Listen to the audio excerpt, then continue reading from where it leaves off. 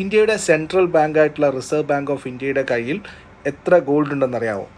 March 31, 2024 കണക്കനുസരിച്ച് Indian reserve ബാങ്കിൻ്റെ കയ്യിൽ 822.10 ടൺ ഗോൾഡാണുള്ളത്. 822 ടൺ എന്ന് പറയാം. ഇത് തൊട്ട് മുന്നത്തെ വർഷത്തെ അപേക്ഷിച്ച് അതായത് 27.47 ടൺ അധികമാണ്. കഴിഞ്ഞ സാമ്പത്തിക വർഷം അതായത് 2023 സാമ്പത്തിക വർഷത്തിൽ 794 ടണ്ണായിരുന്നു നമ്മുടെ റിസർവ് ബാങ്കിൻ്റെ കയ്യിലുണ്ടായിരുന്നത്. അതാണിപ്പോൾ 822 ടണ്ണായിട്ട് മാറിയിരിക്കുന്നത്. ഇതിൽ ഈ 822 ടൺ ഗോൾഡിൽ 308.03 ടണ്ണും നമ്മുടെ നോട്ട് ഇഷ്യൂ ചെയ്യുന്നതിന് റിസർവ് ആയിട്ട് വെച്ചിരിക്കുകയാണ്. അതിന് പുറമെ 514 ടൺ, ബാക്കിയുള്ള 514 ടൺ എന്ന് പറയുന്നത് നമ്മുടെ അസറ്റായിട്ടാണ് കാണിച്ചിരിക്കുന്നത്. ഈ 514 ടണ്ണിൽ 413 ടണ്ണും ഇന്ത്യക്ക് പുറത്താണുള്ളത്. 100 ടൺ മാത്രമാണ് ഇന്ത്യയിൽ സൂക്ഷിച്ചിരിക്കുന്നത്.